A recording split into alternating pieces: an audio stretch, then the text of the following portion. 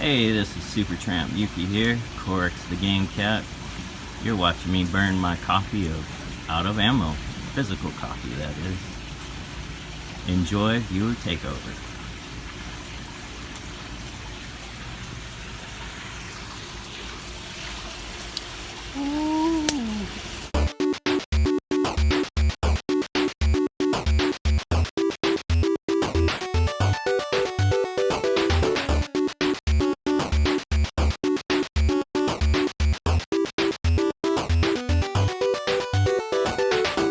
This is Viewer Takeover. We film every Monday night. We bring it to YouTube every Tuesday. I think this is going to be a morning one. I'm pretty confident about that. We'll see how it goes. Sounds good. My name's Brian Paul from this channel right here, PSVR Without Parole. And to my right, your right, the boys, Dave from Dave Station VR.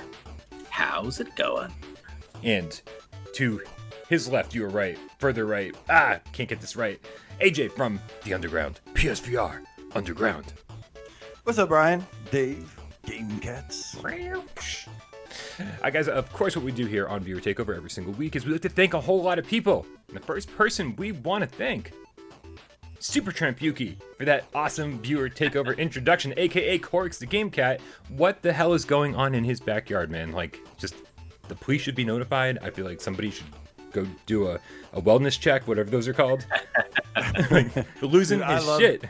I love Yuki. He might be one of the funniest people I've ever met in my life because he's fucking crazy, man. And I remember like playing Star Trek Bridge Crew with him, and we were talking about like the different character models, and he was just driving me up the wall, man. Just in a good way.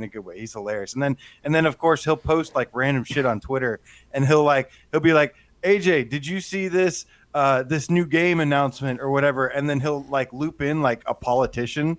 Like tag a politician in that same tweet. I'm just like, dude, you're crazy, man. But I love you, Yuki.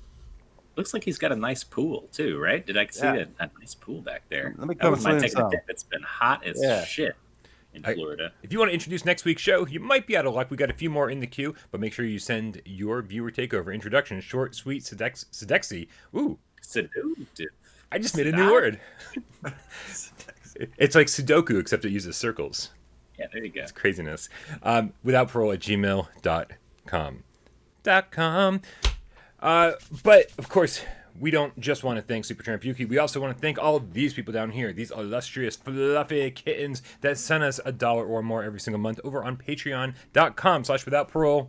Games. And they're awesome. They're supporting the channel. They like what they see, and you should too. We really appreciate it because you're keeping this place afloat, man. It's a boat with lots of holes. We're sinking slowly. We appreciate you bailing us out with one bucket at a time. It's awesome of you. But AJ, who else do we want to thank this week? Brian, Dave, Game Cats. We would also like to thank those who support us in another way by changing their Google name or their YouTube name to something Game Cat related, something Game Cat adjacent, as you and something Game Cat adjacent would like to say. And this week, we actually have 4 new Game Cats to welcome to the Game Cat Dojo. That's quite a few. Do we have enough room left in this dojo? I think we do. But Starting with, We Throw it in expanded. there. We've got a new floor going on. Constantly expanding. no, he's not L's successor. He's just Game Cat L. I like it. all right. Any Death Note reference, and hopefully that's what he's referencing, is good by me, even if he's not L's successor. Do you even know that yet? Or are you just projecting that so hard Well, because I you mean, want that to be a reality? You got to assume. I'm not the biggest anime guy, but that is a great show. We also have It's That Bearded Game Cat Sage. Nice. All right. He's become a sage. We need those around the dojo, Absolutely do. I would say. And also, there's just not enough beards around here. Just don't think true. we need a few more, guys. I can only grow one. We can each only grow one. So, yeah, definitely good to have more. I've actually got a couple going on, but I mean, let's just move on. Yeah. We also have Mott22, the Game Cat. 22, Mott. You think it's a love connection thing? We'll be back in 2 and 2. So I'm going to put that in the no column, most likely. And then finally, we have CJ, the awesome Game Cat. AJ, do you feel like he's horning in on your territory? The 2-letter name? That we don't have many 2-letter name guys around here. CJ, AJ, it's going to get It's okay, confusing. because he's awesome, and I'm just normal and not Dave, I'd like to respectfully disagree and say we need more J's around here. We need a TJ. We need a BJ. We need all sorts of. We need all of the. We need an we have OJ. an OJ? We need OJ the Game Cat. Yeah, please. Except I prefer pineapple juice. What are you gonna do, man? Make sure if you change your name to Game Cat, make sure you put hashtag Game Cat, all one word, somewhere in the comments below, so we can give you a shout out in next week's show. Craziness. We're still not ready to start the show. We wanted to do one more thing. We wanted to shout out Marcus Orr for the clip of the week. Dave, do you want to set this one up? Absolutely. Well, sort of. I'll give you the background. I was playing Werewolves with him, with Marcus Orr. He actually didn't take this clip. It's a clip I took of him because he is the subject of this. And it's a weird glitch I've never seen in Werewolves before. And everybody had a good laugh. So let's roll tape. Roll tape, Brian. Do it. I'm seeing two Marcus Orrs moving independently. One's cross-eyed right now. One is going cross-eyed. Oh, wow. You're giving yourself a lap dance right now, Mark. You keep, yeah, there you go. There you go. Oh my God. All right. Clip of the week. He leaned into it too. As soon as I told him it looked like he was giving himself a lap dance, he started giving himself more of a lap dance. So it's pretty good. Stood up, got into it, started pointing, doing the little. They have those like emotes or whatever you can do. It's a fun game. Number 25 on the top 25 list. Yes, a newcomer. I got that one on there this time. Nice. Always good to mix things up, getting some old games into the mix. But guys, what we really do here on Viewer Takeover, Dave, is what?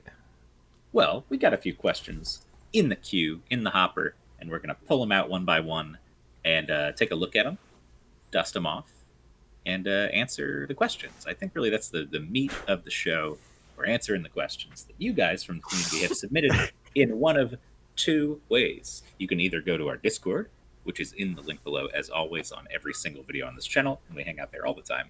But there's a channel in that channel where you can put your Viewer Takeover questions in one nice, easy-to-find spot.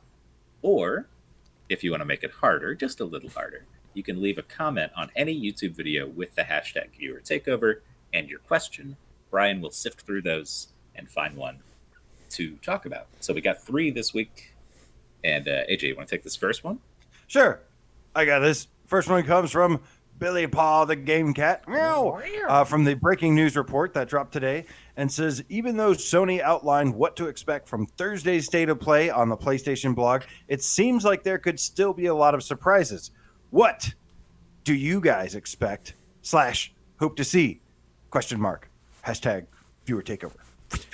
Well, to preface this whole thing, what I like so much about what Sony's been doing, we've talked a little bit about this. The last couple State of Plays have been very, very focused events. They did the Ghost of Tsushima event, and they said, we're only going to be talking about Ghost of Tsushima. We're only going to be showing gameplay from this game. They did the Last of Us 2 State of Play. They said, this is it. Don't expect PlayStation 5 news. We're not talking about other games.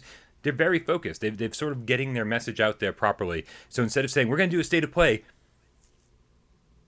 and then everyone's just like, got these crazy wild expectations, like me. Like, I'm always like, it's going to be PlayStation 5, and it's going to be BioShock, and it's going to be, right? They're actually kind of telling us in advance, be like, here's what to expect. And this time they said, PlayStation 4, PSVR, and it's going to be like over 40 minutes long.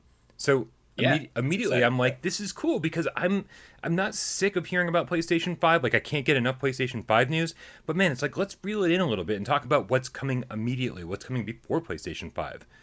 So what do you guys think is coming before PlayStation 5? What's going to be, what are we going to find in this State of Play?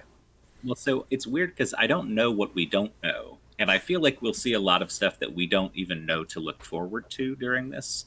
I think we'll see VR games and PS4 games that we don't even know about, we haven't heard about. Yeah. So that is one big expectation. And the other one, I think, is maybe Vader Immortal could either A, get surprise released, because they said August, or potentially August. I mean, we're getting towards the middle or the back half of summer, and they said summer. So there's a chance. The other thing they could do is just give it a release date, or, kind of hammer down when exactly this thing is coming, what it costs, that sort of thing. So I would not be surprised if we saw some Vader news in some fashion during this thing. Yeah. Even Vader, like kicking off with it, they could start the show with it, and that would be like a really big, dropping the hammer down kind of thing. Vader Immortal is probably, to me, the most likely thing to happen, and I would just say release date to keep it vague. And even if it comes out that day, guess what? You still get the release date. Just a little loophole, but Quite a loophole there, yeah. Some yeah. bullshit predictions over on the right. I have definitely been, I've been applauding Sony a lot for I feel like their marketing has been a lot better recently.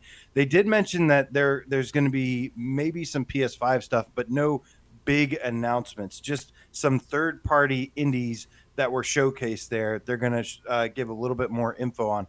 So it is possible that if one of those has VR support, that we could see that. But we know that this focus is going to be on PS4 and PSVR. So as far as the surprise announcements go, this would be a wonderful time to solidify that rumor that we heard about potential Minecraft VR happening. I think if you do Vader Immortal and announce Minecraft VR is coming, and then maybe show the very first gameplay of Star Wars Squadrons, I think that's pretty hype. Yeah, I think the Vader Immortal thing to me sounds like you guys have been asking for a release date. Here's a release date and price. And I feel like, like Dave said, it's got to be coming soon. It's supposed to be summer. I would say by the end of this month. I mean, at the absolute minimum, I'd say within the next couple of weeks for sure. But I do think Minecraft has that feel about it where it's like, oh, and one more thing, and this is available right now. Right, that has that one more thing appeal to it, and because that would drive. I mean, so many people who this is the game that we said Skyrim's going to sell VR headsets, Beat Saber is going to sell VR headsets, No Man's Sky is going to sell VR headsets, and they all did. But I think Minecraft is the game that above and beyond all of those. Everyone I know on the face of the planet has been obsessed with Minecraft at some point, and to a much higher degree than any of those other games. And I think people would be more than happy to dive back in with their PSVR headset, especially if they're like, it's a free patch. If you already own the game, here it is, which is kind of what we're expecting it to be, right? I would hope so. And the cool thing about that too is like just the same way Dreams got people who were flat Dreams creators like excited about going and seeing their stuff in virtual reality. I mean, Minecraft is so much a thing where like you've spent weeks building this thing, maybe months. You and other people collaborate on it, and then now you can put on a headset and go walk through it like you're there. Yeah. I think for creators and for creative stuff like this, where you build environments and cool places to explore and interact with, the thought of VR is especially exciting to people because they get to look at their own creations right in front of their face. So.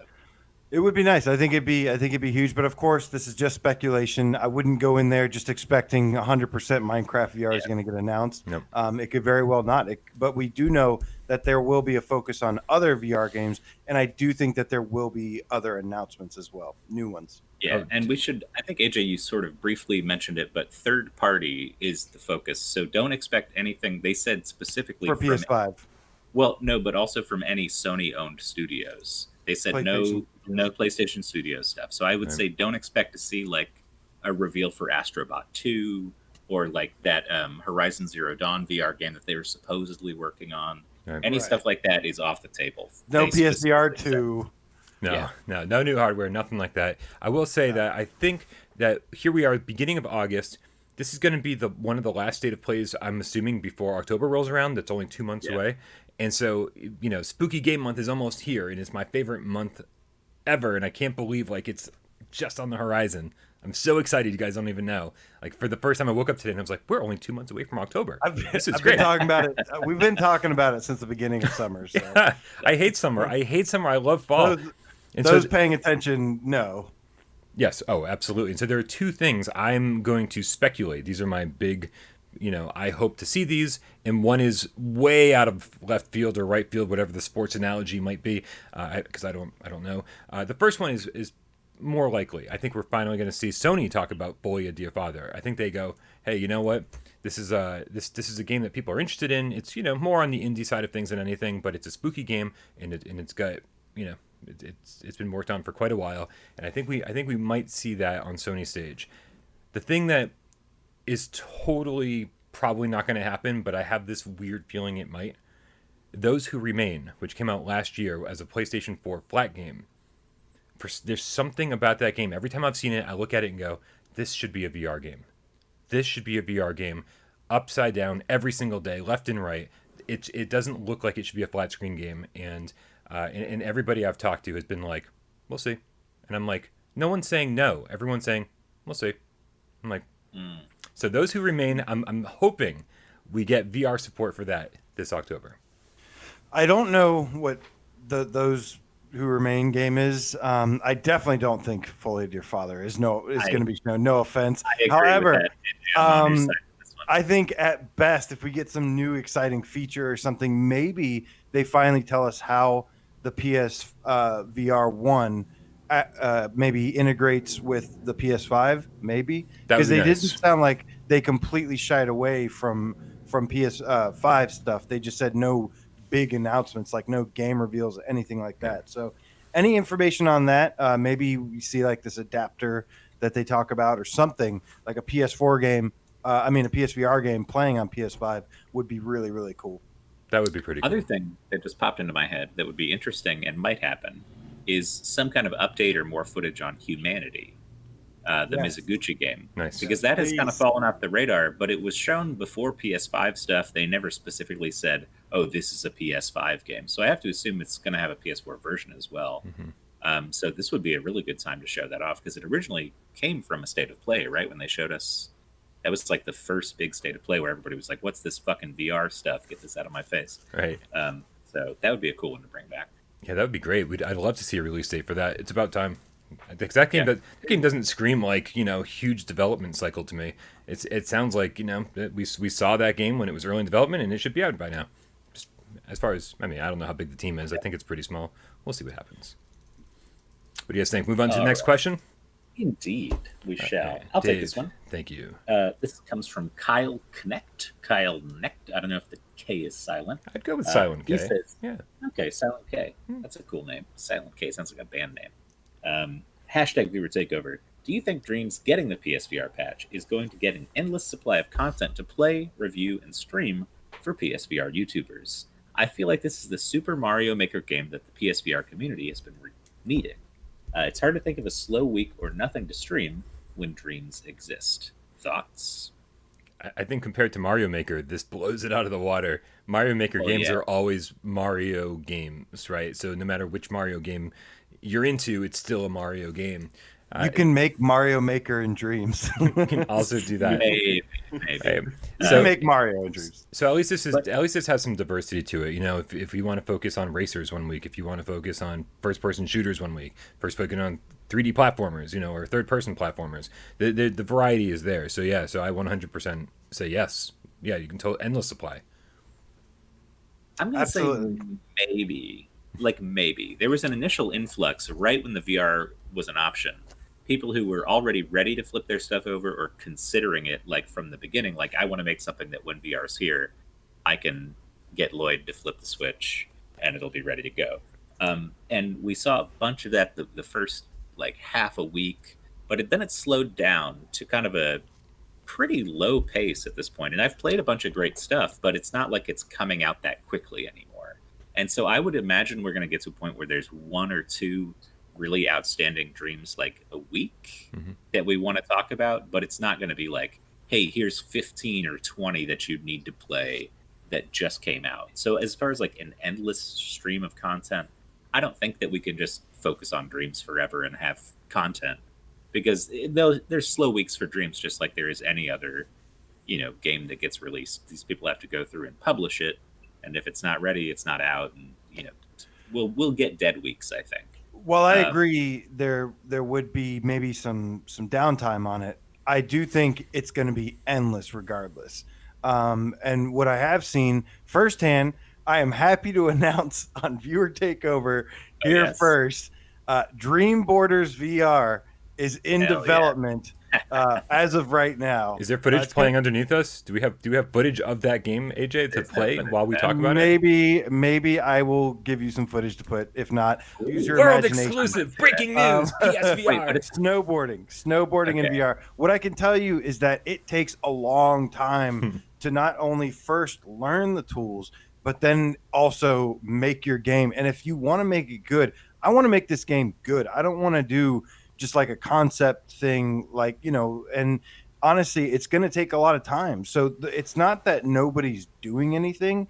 It's that it is just very time consuming. Not everybody always has the free time to work on it 24/7. So again, these are passion projects. These are not something that people are getting paid with a full team to do. And there are resources in other ways, but at the end of the day, I do think, just like I compare the VR to flat games a lot, is that there was just over time, after 6 months, the difference between Dreams at launch and later on was night and day. And I imagine that's going to be a similar thing with VR over time. Yeah, definitely. No, I 100% agree. I mean, like Dave said, even if it's only like a couple games a week that come out we're talking about, that's still like, that those are Let's Plays you can do, and there's always top 5 lists. Like we put out, 3 top 5 lists on the channel in the first week. And of course that's slowing down, but now there's, there's things I want to focus on. I want to kind of dive back into the original slew of games that came out with PSVR, had PSVR enabled, and say these are the best horror games you can play on Dreams. And that's the next list that I'm working on. You should see that within the next couple days or so. So plenty of content, and for a $40 purchase, even less when it's on sale, it's ridiculous. I mean, I was talking about Dreams as being amazing because of the creation tools, and that's why I fought so hard for it to be on the top 25 list. But all this user-generated creation is like just, I mean, it's just the icing on the cake, man. It's just like, oh, there's a reason to pop back in every couple of days and see what's new. So yeah, and I really like that kind of all of us are checking in now and then. Like before the show, before we started recording, I was telling Brian and AJ I had just gotten out dream surfing, and like, oh, there's a cool new samurai game where you have a sword and you can block and parry, and like there's this rainbow music generator that's really cool. There's always good stuff to check out and recommend to people. So, and I think we'll continue to do that in the Discord too. Oh, yeah. So I like that sharing of like, hey, look at this cool thing I saw. You should take a look. And then we sort of all decide what the best ones are together. It's good. All right. And I think that brings us to our last question, which comes from Bob Mack over on the Discord. He writes, hashtag viewer takeover with flat screen games. If a developer makes a game that is pretty good but not great, chances are the game will still make money, even if it just sells okay, because of the amount of flat screen gamers. With VR games, if a developer makes a game that doesn't get rave reviews, the game might just sell okay, and with the smaller amount of PSVR users, the developer might not make any money. If a VR game sells poorly, a developer might choose to abandon the VR development altogether. This has happened. Do you think PSVR owners need to be less critical of VR games and should be more supportive of VR games that might not be in the awesome category, but are in the pretty good category? Or do you think we should be just as critical towards VR games, even if it means possibly losing developers? Wow. Bob, that was wordy as fuck. It's quite a question, though. It was. There's a lot to unpack there. I definitely say no. You don't give, like we've said before. Sometimes some developers will be like, "Oh, but we're only 2 people," and that's understandable. That's great, but if a game is good, then or if a game is bad, it's a bad game. Like I'm not going to name any names, but like if a game is really good, I am going to praise it and be like, this game is amazing. And by the way, I've had flat games, a lot of indie flat games that I have absolutely loved. Some of my PS4 games that nobody knew about, nobody bought, the company hardly even mentions anymore. Like a game like Curses and Chaos, which is like literally one of my favorite PS4 games. And I doubt any of you have heard of that, except for Brian, who owns it on physical. Limited run. Yep. Dude, I mean, and I actually think Bob Mack's question is a little bit flawed to begin with, to be honest with you, because if a game's just okay and it doesn't get Bob Mack, you are flawed. Got him. Right? But if you look at the ridiculous number of games that come out on PlayStation 4 proper, not VR, every single week, I mean, it's just like this flood of indie titles constantly. And so many of them have like the same generic art style. They look like old Flash animations, like that. You know what I'm talking about? Where it's not like pixel art. It's just like this very stock animation style. And then even pixel art had its day, where it's like, oh, if you made a pixel art game like Shovel Knight, it stood out. But now pixel art is everywhere, and It's everything so has that retro-inspired look to it. So overdone, and so it's so hard to make your smaller games stand out. And I would bet really hard that it's even harder to make your non-VR games stand out in that influx of non-VR games that happen every single week of like these smaller indie titles.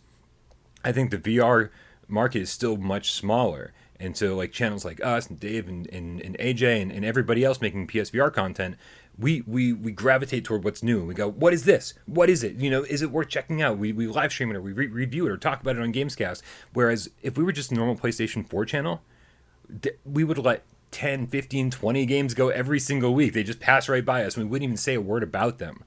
So it might actually be harder to sell your game to non-VR gamers. Yeah, I mean, I think the idea of not being as critical of the games, I agree with you, AJ. We have to stay critical. That's our job. And you can't support stuff that didn't turn out worth playing just because someone spent time and money on it. Unfortunately, our job is to help consumers and, developers if we can, but mostly consumers. Fortunately, fortunately. Well, no, I mean, in that case scenario, like specifically, right. We have to be brutal with them if we have to be brutal with them. And I think that you've seen cases too where this kind of thesis that if you make a game that isn't very good and it doesn't sell well, you won't do VR anymore. Like, we wouldn't have Sin Studio if that was 100% true. Sin Studio has released some pretty shoddy games that I imagine did not sell very well, but they're continuing to work in VR. They haven't given up on it because it seems like it is a passion for them. And if it was about the money or whatever, selling a bunch of copies, most devs wouldn't be in VR anyways. That's not really... You have to know the risks when you get involved. As far as, like, there is a good chance that this might not take off. This might not sell a bunch. It's not always about whether or not you make a good game, too. Sometimes it's like, are you making something that people are interested in, right? We've had lots of really good games that everybody has been like, oh my God, this is amazing, but it doesn't maybe look appealing or people aren't, it's not catching fire like it should. And then, those are usually the games that 2-3 years later, people are like, why isn't anyone talking about this game? And it's like, well, we did, but there's been more games and you just don't hear it as much anymore. I don't know. There's no reason to be less critical though. Getting back to the topic at hand, because it's, even though VR is technically a new medium, VR game development isn't all that different from normal development. Like normal game development is pretty similar. There's a few extra things you got to worry about, but from everyone we've talked to, you're not reinventing the wheel here. You still have to have good core gameplay mechanics, things that are fun. The game has to be fun. And too often I play a game and it's just like, oh yeah, I see what they're doing. It's just not fun. And there's no reason to kind of boost a developer's ego to be like, hey, no, your game's great, even if it's not, because all the viewers are going to know immediately that we're full of shit because they're going to buy the game and go, oh, these guys don't know what they're talking about. It's not like we're talking about a game you can't play. You can play it the second we talk about it, and they go, oh, no, you guys are fucking dead wrong about this one. And the other thing is if you tell developers that they're doing a good job when they're not, what are you going to get next time? You're going to get another subpar game. So you got to tell these guys, like, this isn't right, this isn't right, this isn't right, and hopefully their next project will be better and fix all of those concerns. So there's no good comes out of lying or being more positive than you should be. Was that it? Was that viewer takeover? just ended with like, don't lie, people. Don't fucking lie is what Brian's saying. Yeah, and wrap it up. I didn't realize viewer takeover ends with a moment of silence. That's the cue. With that. Excellent. All right, guys. Well, that does it for another episode of Viewer Takeover. Make sure you subscribe to Dave over at Dave Station VR. Subscribe to AJ over at PSVR Underground. Make sure you send your Viewer Takeover intro into withoutparole@gmail.com. Hit us up on patreon.com/withoutparole. Games. For $1 or more every single month if you like what you see. If not, I can't believe you're still watching. Also, change your name to GameCat. We're not asking. We're telling. That's a thing. Hashtag GameCat in the comments below to let us know so we can give you a shout out on next week's show. Also, email your clip of the week to withoutparole@gmail.com. Just upload it to YouTube and send me the link. That's usually the easiest way to go. And of course, join the Discord. Links in the description down below. Leave your viewer takeover questions there. Holy shit, that's a lot of information to get out in one breath. Thank you, Dave. Thank you, AJ. This was Viewer Takeover. My name's Brian, and we're out.